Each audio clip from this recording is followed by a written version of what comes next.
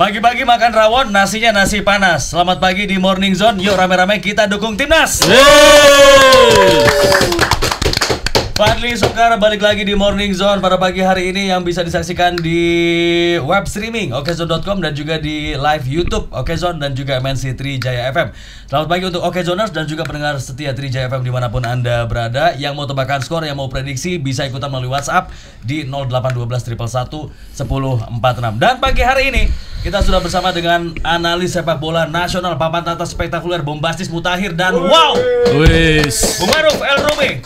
Sehat Bung Maruf? Alhamdulillah. Mantap, ini luar biasa Bung Maruf kejar tayang. Dan juga ada Bro Andri. Om Andri sehat ya? Sehat Alhamdulillah. Sehat. Kalau udah Om berarti ada Om berarti. Iya. Saya prediksi bagus. Iya, temannya Om Broto mau Om Bimo. Ya. Oh iya. Om Burhan, burung hantu. Kok kayaknya udah paham. Iya. Satu server kan. Oh iya. Ini mau nambah anggota. Aduh, jangan. Karena ini juga burung hantu nih. Iya, begadang terus. Ya, kejar tayang Bung Maruf. Kejar tayang ya. Tadi malam siaran, pagi siaran. Tadi malam juga siaran mengawal timnas. Luar biasa. Ini jimatnya timnas nih Bung Maruf. Kalau kita kan betul. jelas tujuannya untuk apa. Kalau ada yang begadang jelas, setiap pagi, sore, malam ternyata nggak jelas tujuannya itu baru kita pertanyaan. Itulah. Sedap. Luar Targetnya harus jelas. Harus jelas ya. Oke, langsung aja kalau begitu. Bung Maruf, Ya. nanti malam menghadapi Arab Saudi, laga hidup dan mati. Meskipun masih ada laga-laga selanjutnya, tapi lawan Arab katanya harus menang. Kemenangan menjadi harga mati bagi timnas Indonesia. Apakah bisa diwujudkan? Perasaan saya setiap pertandingan itu sepertinya lagi hidup mati semua untuk timnas Indonesia. Dari mulai pertandingan apapun pasti lagi hidup dan mati. Termasuk ketika periodenya dihitung ketika mulai pertandingan menghadapi China. Karena di 3 pertandingan sebelumnya kita tidak pernah menang dan kemudian China harapannya kita bisa mendapatkan kemenangan. Tapi kan hasilnya ternyata tidak memuaskan karena justru ketika kita tampil bagus dan itu tampil dengan yang diharapkan oleh fans bahwa tidak sekedar bertahan tapi kemudian menyerang dan bermain positif. Ternyata hasilnya tidak positif untuk kita. Semua memuji bahwa kita tampil bagus menghadapi China, tapi hasilnya tidak bagus untuk Indonesia. Jadi itu kemudian mulai sedikitlah turun harapan itu. Nah, ekspektasi begitu tinggi ketika masuklah nama Kevin Dix. Harapan tinggi. Ragu-ragu gitu ngomong. Ya saya agak nahan dulu karena itu ya. Karena seperti slot harus hati-hati ngomongnya kan. Nah, jadi apa kemudian yang kemudian terjadi adalah ekspektasi tinggi ketika menghadapi Jepang. Secara pertemuan kita pernah menang menghadapi Jepang. Ceritanya begitu kan. Karena apa kita pernah menang 7-0, kita pernah menang 5-2, tapi kan setelah itu kita banyak kalahnya. Dan tapi tetap ada harapan karena pemain kita adalah pemain yang berbeda, pemain rasa Eropa. Jadi ketika kemudian Jepang bertemu Indonesia adalah Eropa versus Eropa plus kemudian dengan Eropa plus juga. Eropa plus karena Jepang juga tetap mengandalkan pemain-pemain yang bermain di kompetisi domestik. Indonesia juga menurunkan 2 pemain yang bermain di kompetisi domestik. Pemain lokal dalam tanda kutip ya. Karena kemudian harapannya adalah itu bisa menjadi balance yang termasuk juga Kevin Dix juga langsung diturunkan sebagai starter. Harapan bagus di awal, start bagus, tapi kemudian hasilnya ternyata tidak sebagus yang diharapkan. Jadi mulai ada turun lagi sebuah ekspektasi dan kemudian orang mengatakan bahwa bagaimana nasib Indonesia di pertandingan selanjutnya. Tentu kita berharap bahwa terlepas dari nasibnya seperti apa, terlepas dari peluang sebesar apa, harapan dalam sebuah pertandingan adalah setiap pertandingan adalah bagaimana kita mendapatkan kemenangan, kita mendapatkan poin. Itu kan harapan besar. Nanti itu kita lolos atau tidak lolos, tapi yang paling penting adalah setiap pertandingan demi pertandingan adalah targetnya bagaimana caranya menang. Apalagi ini bermain di Stadion Utama Gelora Bung Karno. Setelah kalah lawan Jepang kemarin, peluangnya semakin tipis?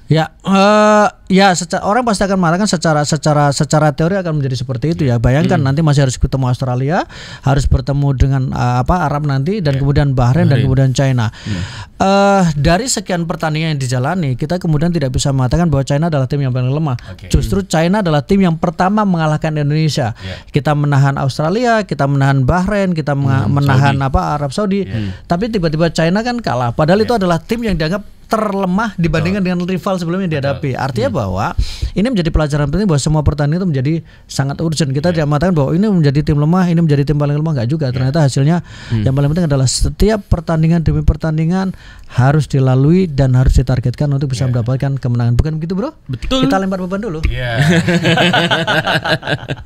Enggak, tapi dilihat dari pertandingan yang ini Bung Ma'ruf, dilihat dari pertandingan nanti nih lawan Saudi gitu ya. Ini kan pasti mentalnya juga akan berbeda nih. Indonesia nih bebannya semakin berat di pundak anak-anak Garuda nih. Nah, kalau menurut Bung Ma'ruf sendiri kira-kira gimana? Bisa nggak sih tim kita tuh secara mental ya? Kalau dari skill mungkin oke gitu, tapi dari sisi mental nih kan kadang-kadang kalau udah di ujung tanduk kadang-kadang lebih banyak udah nyerah aja dah gitu. Pressernya lebih tinggi. Jelas sekarang tekanan itu menjadi lebih tinggi. Lebih tinggi kenapa? Karena tadi dikatakan ini lagi hidup dan mati. Ekspektasi bermain di depan di Stadion Utama Gelora Bung Karno. Ekspektasi ketika ini di laga pertama di Arab Saudi kita bisa menahan imbang dengan skor 1-1. Jadi ada ekspektasi yang pasti lebih tinggi. Oke lah menghadapi Jepang kalah karena memang kita sudah sebenarnya mungkin banyak orang mengatakan bahwa berat bisa mendapatkan kemenangan menghadapi Jepang. Bahkan imbang juga sebenarnya mungkin berat. Tapi karena head to headnya, tapi ketika menghadapi Arab Saudi kan kita punya catatan positif, kita menahan imbang Arab Saudi. Bahkan kita bertahan dengan cukup bagus. Ditambah sekarang materi pemain juga mungkin harusnya sudah lebih menyatu dibandingkan dengan di laga awal ketika menghadapi Arab Saudi. Jadi itu akan menjadi beban tersendiri. Tapi pemain sepak bola itu yang ini kemudian orang jadi ngobrol gini. Kenapa pemain sepak bola itu gajinya lebih mahal dibandingkan profesional yang lain? Kenapa pelatih sepak bola itu lebih mahal dibandingkan dengan profesional yang lain? Karena mereka hidupnya adalah hari per hari. Keputusan harus diambil adalah detik per detik. Jadi keputusan itu level manajerial kan level keputusan, level decision. Nah, ketika pemain sepak bola, pelatih itu harus mengambil keputusan di saat itu juga. Jadi kalau artinya adalah bahwa pemain itu sebenarnya biasa mendapatkan tekanan tiap pertandingan. Mereka biasa mendapatkan pressure setiap menjelang pertandingan, bahkan ketika pertandingan berlangsung. Jadi kalau kita bicara mental, harusnya dengan pemain yang kualifikasi yang mereka pernah main di Eropa, mereka pernah ada beberapa pemain yang pernah main di Liga Eropa dan sudah memperkuat timnas Belanda di level junior, artinya harusnya itu biasa tekanan itu. Jadi harapannya adalah bahwa harusnya teorinya karena pemain sepak bola bisa mendapatkan tekanan kan. Tapi yang paling penting adalah bahwa ekspektasi itu tetap harus kita jaga untuk setinggi mungkin, tetapi realitas yang kita harus siap dengan hasil apapun yang dialami oleh hasil pertandingannya. Mungkin yang berbeda adalah level atau tingkat tekanannya ya. Betul. Berbeda ketika Indonesia didukung penuh oleh fans, oleh supporter, oleh netizen. Dan berbeda juga tekanannya ketika Indonesia kalah ataupun juga ada kritikan yang masuk termasuk dalam konferensi pers yang dibilang bahwa coach Sin juga mengalami tekanan, Bung Maruf. Seperti apa sih tekanan yang dialami oleh STI saat ini dan juga timnas? Iya, tekanannya adalah karena kan sekarang dari awal sempat dikatakan ketum PSSI adalah semua pelatih di level timnas Indonesia itu kan mendapatkan target untuk bagaimana lolos ke Piala Dunia. Taruhlah misalnya di timnas U20. Kan sempat dikatakan bahwa target tetap lolos Piala Dunia setelah lolos Piala Asia. Sintayong juga atau timnas senior juga diharapkan lolos ke Piala Dunia. Itu kan target dari awal kan. Nah, kenapa dalam sepak bola tetap harus target tertinggi? Karena dari situlah kemudian step by step langkah-langkah itu dilakukan. Caranya sudah dilakukan. Misalnya pemusatan latihan. Kedua, mendatangkan pemain-pemain yang diharapkan bisa mendongkrak performa timnas. Itu kan sudah dilakukan dengan pemain-pemain yang disebut sebagai grade A. Karena mereka main di Eropa dan main di klub Eropa. Dan kemudian mereka berlatih di Eropa. Jadi ketika itu kemudian sudah terjadi dan ternyata hasilnya belum menunjukkan sinyal yang sepenuhnya dari sisi hasil ya. Kita bukan bicara soal yang lain, tapi dari sisi hasil belum sepenuhnya sesuai dengan harapan. Karena sekarang kita berada di dasar klasemen. Karena kalau kita pengen lolos, setidaknya kita harus berada di peringkat 4 klasemen. Minimal untuk kemudian kita ke playoff, ke putaran 4. Jadi mungkin ini yang kemudian pressure menjadi lebih tinggi. Dan harapannya pressure itu kemudian bisa dikelola secara positif, menjadi motivasi untuk para pemain untuk kemudian mereka bermain yang lebih baik lagi, memberikan hasil yang lebih positif lagi untuk timnas Indonesia. Nah kita lihat juga ini klasmennya di grup C kualifikasi Piala Dunia 2026 zona Asia di babak ketiga. Jepang ada di puncak klasemen dengan 13 poin dan belum terkalahkan sejauh ini. Kemudian ada Australia di urutan kedua dengan 6 poin. Nah, ini menarik persaingannya di urutan 2, 3 sampai 4 Australia, Saudi Arabia dan juga China sama-sama meraih 6 poin. Persaingannya sengit nih di sini. Bahrain di urutan ke-5 dengan 5 poin dan Indonesia menjadi juru kunci. Seperti apa Bung Mas melihat papan klasemen ini? Dari awal hitung-hitungannya adalah Jepang tetap masuk nominasi untuk mereka lolos langsung. Dan kemudian yang diperebutkan adalah peringkat runner up. Siapa yang mendampingi Jepang secara langsung? Itu hitungannya adalah antara Arab Saudi kemudian Australia. Kenapa? Karena ini adalah dua tim yang paling konsisten tampil di Piala Dunia. Jadi kalau kita bicara kalkulasi untuk peringkat kedua, pasti bicaranya adalah terkait dengan siapa yang mendampingi Jepang, apakah Australia atau kemudian Arab Saudi. Beruntungnya di 2 pertandingan termasuk ketika ketika Australia menghadapi Arab kan hasilnya imbang. Nah, tinggal berebut yang di peringkat 3 dan di peringkat 3 atau kemudian peringkat 4, peringkat 3 ya. Karena itu yang paling kemudian menjadi catatan siapa kira-kira yang untuk kemudian bisa lolos minimal untuk lewat jalur playoff atau putaran keempat. Jadi kita tiket awal ada putaran keempat targetnya minimal. Betul. Kalau mau Pak Erik juga bilang fokus ke peringkat 3 ya. Iya, karena paling mungkin itu yang paling mungkin karena hitung-hitungnya adalah bahwa Ya kemarin hitungannya gini, China bisa mendapatkan poin, hitung-hitungannya ya, atau 2 pertandingan ketika menghadapi China itu bisa didapatkan poinnya, tapi kan sudah loss 1 nih. Betul. Berarti China kita justru kalah. Bahrain berarti tinggal berhitung bagaimana nanti ketika laga kandang menghadapi Bahrain, laga kandang menghadapi China itu menjadi sangat pertaruhan sekali terkait dengan nasib kita untuk lolos atau tidak lolos. China yang tadinya tidak diperhitungkan di awal, justru sekarang sudah masuk ke persaingan. Betul. Meramaikan di peringkat 4 ya, karena poinnya sama dengan Australia dan juga Arab Saudi. Sebenarnya kan ini tipis-tipis ya Bung Maruf. Iya, secara klasemen kan tipis-tipis, tapi kan tipis itu kalau kita dari peringkat 2 sampai kemudian ke peringkat 5. Tapi kalau ke bawah lagi kita itu kan paling jauh gapnya, terlihat jauh. Artinya 2 poin. Sebenarnya kalau dihitung di pertandingan itu 2 poin itu tidak jauh teorinya. Karena kalau kita mendapatkan kemenangan lagi, satu pertandingan aja 3 poin artinya kita menjadi 6 poin. Secara teori kita akan bisa naik dengan cepat dan persaingan menjadi lebih ketat. Tapi kan teori poinnya, tinggal bagaimana hasil pertandingan itu. Karena itu tadi saya kita tunggu berarti nih pertandingan malam ini ya. Betul, pertandingan menghadapi Arab menjadi sangat penting untuk kemudian apakah kita bisa mendapatkan poin. Sebenarnya lebih momentumnya dalam mendapatkan poin saya pikir sudah positif ya. Artinya bahwa kita 1 poin pun itu menjadi modal positif. Setidaknya mengembalikan dulu psikologis karena 2 pertandingan berturut-turut kita sudah menelan kekalahan. Kita kalah menghadapi China, kemudian kita kalah ketika menghadapi Jepang. Jadi kalau kemudian kita bisa mendapatkan 1 poin menghadapi Arab Saudi, psikologis setidaknya akan mulai membaik sehingga tinggal berhitung lagi di pertandingan selanjutnya. Dan ini menjadi bekal yang bagus untuk menutup tahun ini ya. Karena pertandingan berikutnya baru dilangsungkan di tahun 2025 di bulan Maret ya. Di bulan Maret lawan Australia. Sudah mulai Australia dan kita kan away kan? Langsung baru tinggal kita menjamu. Dan kemudian termasuk terakhir away ketika menghadapi Jepang. Lawan Australia gimana Bung Maruf nanti di partai tandang? Setelah Arab kan ini akan sebelum pertandingan berlangsung kita tetap optimis. Siapa tahu nanti ada penambahan naturalisasi ya. Ada penambahan lah atau apapun itu. Kan sudah kemarin sudah salaman. Biasanya kalau kodenya sudah salaman berarti mungkin akan medis ya. Sudah kabarnya, sudah main tarkam juga kayaknya kan? Main tarkam dengan tetangga-tetangga tadi. Jadi jangan salah nanti ini pemain internasional kok main tarkam bukan main dengan ini karena kan kadang kalau sport informasi nanti agak menyapa fans kan kita suka yang seperti beli bubur. Pemain internasional kok beli bubur? Itu biar jadi ini kali biar jadi warlock ya. Warga lokal, engagement lokal ya, kearifan lokal dia. Tapi kan kalau Om Andri sukanya panlok ya. Iya. Tahu nggak?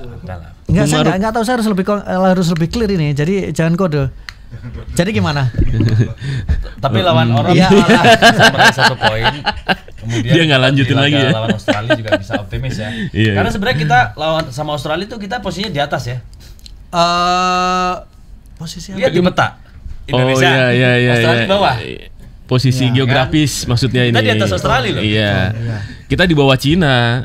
Nah, benar kan? Betul. Iya, benar. Oke, kita lihat ini sensitif, isunya sensitif dia pusing. Kita di atas Australia masih oke ya. Iya. Tapi di bawah China itu agak sensitif. Secara geografi. Ya betul, oke. Kita lihat di peta. Iya benar. Harus clear ya.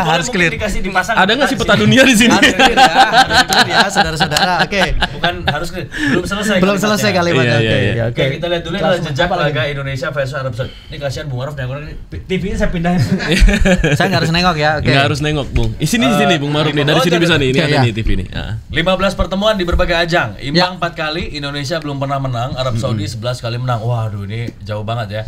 Nah, iya nih, nggak pernah menang ini gimana? Kita berharap menang ini. Pertemuan terakhir adalah kualifikasi Piala Dunia di partai sebelumnya. Pertemuan sebelumnya bermain imbang 1-1. Sementara dari ranking FIFA juga kita gapnya cukup jauh, Bung Maruf. Ya, dan pengalaman main di Piala Dunia juga kita cukup jauh. Termasuk ketika pernah kalah ketika di Piala Asia saat kita menjadi tuan rumah di tahun 2007.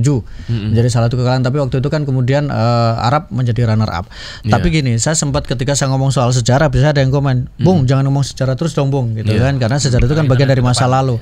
Karena kemudian memang kalau kita bicara soal sisi materi pemain jelas berbeda. Sekarang ini materi pemain kita kan terbilang kan sudah bagus ya dibandingkan dengan pertemuan-pertemuan sebelumnya. Timnas yang sekarang adalah timnas yang bukan yang dulu lagi.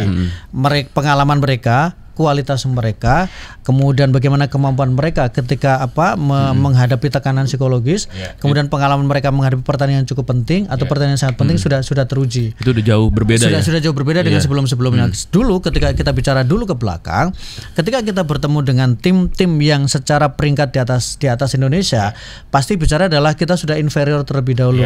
Kenapa? Karena kita memang jauh, pengalaman kita jauh, kualitas pemain kita jauh, kita mengandalkan kecepatan itu selalu dulu. Tapi sekarang yang kita lihat adalah bahwa kita bukan soal materi pemain kita juga sudah berbeda, dan kemudian kalau kita bicara soal mengandalkan kecepatan tidak selalu kecepatan. Karena bagaimana game plan pemain kita itu sudah cukup lebih bisa, bagaimana akurasi passingnya juga bagus, kemudian bagaimana reading the game-nya juga bagus. Artinya bahwa sudah ada mulai peningkatan, dan itu kita lihat ketika laga imbang 1-1 menghadapi Arab Saudi, kita kan digempur bertubi-tubi. Kita kalah penguasaan bola, kita kalah dari sejumlah tembakan 18 berbanding berapa kalau kita lihat Arab Saudi itu sekitar 18 kali percobaan tembakan, tapi kan toh kita bisa mendapatkan 1 poin. Jadi kita punya mentalitas yang cukup bagus. Kedua, ketika kita menghadapi Australia pun yang secara pertemuan juga Australia lebih bagus dibandingkan kita, secara kualitas dan pengalaman juga lebih bagus dibandingkan kita, kita justru tetap juga mendapatkan poin, bahkan kita clean sheet menghadapi Australia. Artinya bahwa kalau kita tarik dari garis lurus ini, kita sudah membaik secara tren. Kita bicara itu ya. Tapi kalau kemudian kita tarik lagi, berarti di 2 pertandingan, berarti ketika kita kalah berarti harus ada sesuatu yang diperbaiki. Itu realistis. Ketika kita kalah di dalam sebuah pertandingan, maka tugas pemain dan kemudian tugas pelatih adalah melakukan evaluasi apa yang kurang, apa yang harus diperbaiki. Kalau menurut Bung Ma'ruf, apa yang perlu dievaluasi? Salah satunya memang itu sebenarnya masih menjadi perdebatan. Pertama adalah soal efektivitas ketika mendapatkan peluang. Di menghadapi Australia ketika di kandang, karena kita menonton langsung, dan kemudian ketika menghadapi Arab Saudi, Jepang kemarin nonton langsung dia sombong ya. Iya. Nonton Pak. Iya, komentarin. Ya, iya, jadi makanya. karena tiketnya mahal bos. Jadi tiket warnya kita menang terus. Langsung dapetnya VIP. VIP. Jadi sebelum nontonnya juga enak lihatnya. Sebelum orang tiket war, kita sudah dapat warnya duluan. Jadi yang kita lihat adalah bahwa ketika menghadapi beberapa pertandingan penting itu adalah kita tidak efektif ketika punya peluang. Statement itu bahkan juga disampaikan atau diulangi oleh Coach Sintayong ketika pasca pertandingan menghadapi Arab Saudi. Seandainya misalnya Ragnar menghadapi Jepang, seandainya Ragnar bisa manfaatkan peluang itu pasti akan berbeda ceritanya. Kenapa? Karena ketika sebuah tim itu mereka melakukan pendekatan bertahan, maka sekecil apapun peluang itu harus dimanfaatkan. Harus dimanfaatkan. Nah, persoalannya adalah dalam beberapa kesempatan menghadapi Australia kita punya kesempatan, dan itu lagi-lagi di laga-laga di awal-awal pertandingan, tapi tidak bisa dimanfaatkan. Kemudian menghadapi Arab Saudi, ketika kemarin menghadapi Jepang juga sama, kita punya kesempatan juga, tapi tidak bisa dimanfaatkan. Menghadapi China pun kita punya kesempatan, tapi kita ball possession unggul, dari sisi jumlah peluang, kreasi peluang juga kita juga lumayan, tapi tidak bisa dimanfaatkan. Jadi efektivitas itu menjadi salah satu kendala, sehingga muncul pertanyaan, kenapa kok tidak mencari pemain depan? Nah, harapannya adalah mungkin memang belum ada yang cocok secara karakter dengan keinginan dari Coach Sintayong. Nah, mungkin kita bisa belajar sama China ya, ketika mereka terus ditekan oleh Indonesia, tapi mereka efektif, punya kesempatan yang sedikit sekali, tapi langsung jadi gol. Nah, iya kan, memang karena dari awal bahwa Cina mungkin membaca pemberitaan terkait dengan ekspektasi yang begitu tinggi.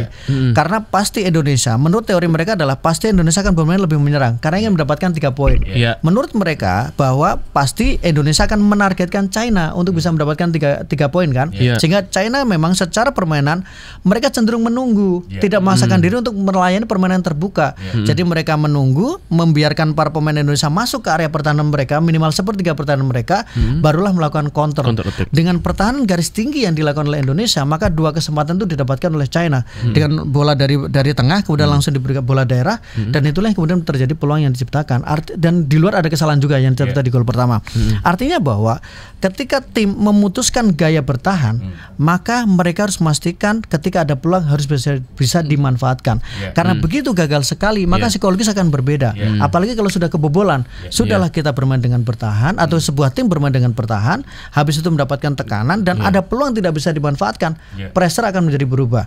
Sudahlah kita bertahan, kemudian kita kebobolan dan kita tidak bisa memanfaatkan peluang yang kita miliki, ya sudah pasti psikologis berbeda. Makin gak karuan ya. Betul. Oke, satu soal produktivitas, terus? Ya, yang kedua adalah ya tentu ketika kita bicara soal jumlah gol yang bersarang, ya tentu ada evaluasi pertahanan. Entah itu pertahanan karena faktor error, termasuk misalnya ketika ada penalti, kemudian kadang ada pelanggaran di dekat-dekat area pertahanan, itu kan jelas beresiko. Tapi yang jelas ada pertahanan kita masih menjadi salah satu handicap, termasuk ketika menghadapi China kan beberapa kali kita berhasil di tracking untuk kemudian oleh para pemain dari China juga. Kemudian kemarin menghadapi Jepang. Kalau kita melihat kan bagaimana skema Jepang ketika mencetak gol itu kan sangat indah sekali ya, sangat enak mereka. Meskipun kita melakukan pressing, meskipun kita mencoba untuk menumpuk pemain kita di belakang, tapi kan Jepang bisa membongkar itu. Bisa jadi ini menjadi inspirasi yang akan dilakukan oleh tim-tim lain ketika menghadapi Indonesia. Memperbanyak agak melakukan pressing ke sayap dan kemudian melakukan passing dan gerakan tanpa bola, yang itu kemudian nanti disitulah ada kombinasi yang bisa tercipta gol. Ya, sebenarnya Jepang kayak main santai banget kemarin ya, taktis santai dan tiba-tiba bola udah ada di kotak penalti Indonesia. Simple loh, nggak buru-buru dia. Iya nggak buru-buru, simple sekali mainnya. Jadi memang taktis kemudian efektif yang mereka miliki. Ketika mereka merasa bahwa buntu, mereka turun dulu, menurunkan tempo, kemudian membiarkan dan memang penguasaan bola lebih mereka dekatkan, dan kemudian mereka jarak antar pemain itu juga tidak terlalu jauh, apalagi ketika sudah masuk di sepertiga pertahanan, pasti ada 2 pemain yang berdekatan atau bahkan 3 pemain yang berdekatan. Itu yang memudahkan kemudian mereka kombinasi ketika melakukan passing, termasuk pergerakan tanpa bola yang dilakukan oleh beberapa pemain. Satu, yang kedua, ketika mereka kehilangan bola, mereka tracking ke belakang sangat cepat. Tidak pernah ada kemudian 1 lawan 1, pasti selalu ada 1 lawan 2. Jadi ketika kemudian jarak pemain Indonesia itu agak jauh dan masih mencari temannya untuk melakukan umpan, ini sudah ada 2 pemain yang kemudian menutup jalur passing dari yang dilakukan oleh pemain Jepang. Jadi sangat bagus apa yang dilakukan oleh Jepang, dan itu sebenarnya bukan hanya terjadi ketika menghadapi Indonesia. Menghadapi Arab pun, Arab itu penguasaan bolanya unggul, jumlah tembakannya unggul, tapi justru kebobolan 2 gol dan kemudian karena bertahan dari Jepang yang sangat rapi. Tapi Jepang juga sebenarnya kemarin ada celah loh di awal, mereka bisa ditembus dari sisi kanan maupun kiri. Kita punya peluang di awal-awal. Betul kan saya bilang, kita itu setiap di awal pasti melakukan shocking terapi. Jadi kita selalu curi start dulu di awal-awal. 10 menit pertama atau 15 menit pertama kita selalu punya peluang. Berhadapan dengan penjaga gawang, tapi selalu juga hampir selalu berulang bahwa gagal yang untuk dimanfaatkan. Apapun kejadiannya, apapun kemudian yang terjadi, tapi kita selalu memang strateginya adalah karena memang dengan dari awal mungkin bertahan. Jadi mungkin instruksi pertama adalah mendapatkan bola pertama langsung direct ke depan ketika pemain lawan belum fokus. Tapi ketika itu gagal dimanfaatkan, itu yang jadi persoalan. Nah ini juga rame nih soal Eliano Reinders yang kenapa tidak didaftarkan kenapa nggak dimainin di itu? Bung Arum melihatnya seperti apa? Pastinya adalah kebutuhan pelatih. Kan beberapa waktu hari lalu ketika di sini juga sama bahwa pelatih itu adalah yang memutuskan pemain ini main atau tidak main. Pelatih yang tahu kondisi pemainnya, entah itu kondisi psikologis, entah itu kondisi secara fisik, dan entah itu kondisi apakah dia firm dengan taktik yang akan digunakan. Jadi itu bukan satu yang kemudian pelatih ini berarti dia nggak cocok, bukan. Tapi mungkin di satu pertandingan ini atau di 2 pertandingan mungkin belum cocok dengan apa yang diharapkan oleh Sintayong, untuk kemudian ini karakternya belum sebenarnya cocok. Tapi bisa jadi dia akan cocok untuk pertandingan yang lainnya. Kalau di Arab Saudi nanti kira-kira dimainin nggak? Karena Kevin Dix tidak main karena cedera, mungkin dia bisa menjadi salah satu opsi. Jadi menurut saya Tadi bahwa kita ngobrol juga sama Pak Sumarji bahwa didaftarkan di DSP nanti. Iya, tapi kan jadi gini, menurut saya sih bukan kemudian itu karena kok dulu nggak dimainkan terus kemudian warganet meminta terus kemudian dimainkan, enggak. Pelatih Sintayong kita tahu adalah tipikal pelatih yang dia sangat percaya dengan apa yang dilakukan. Mau itu seperti misalnya warganet ngomong apapun, ketika dia merasa ini pemain tidak sesuai dengan apa yang diharapkan, pasti ya dia akan mengambil keputusan itu. Jadi ya akan kita lihat apakah memang meskipun masuk DSP apakah langsung sebagai starter ataupun sebagai pemain pengganti. Karena pelatih juga melihat kondisi pemainnya day by day ya, kondisi terakhir dari si pemain siap nggak nih, siap 100% dari fisik dan juga mental. Mungkin ini juga yang menjadi faktor untuk Coach Shin memutuskan ya. Karena dia bilang juga sejauh ini belum cukup meyakinkan Coach Shin maksudnya. Sehingga akhirnya belum dimasukkan ke dalam squad ya. Oke, ini seru banget nih kalau kita ngomongin timnas ya. Dengan segala ekspektasi kita punya harapan dan mungkin juga catatan, karena kita memberikan masukan itu karena kita cinta timnas ya. Tentu itu juga yang dilakukan oleh pengamat lain atau pakar-pakar lain ya. Fans lain, para netizen juga mungkin dengan memberikan evaluasi catatan ini adalah karena kita cinta timnas. Dan kita punya harapan timnas bisa lebih baik lagi setiap pertandingan, termasuk melawan Arab Saudi nanti malam.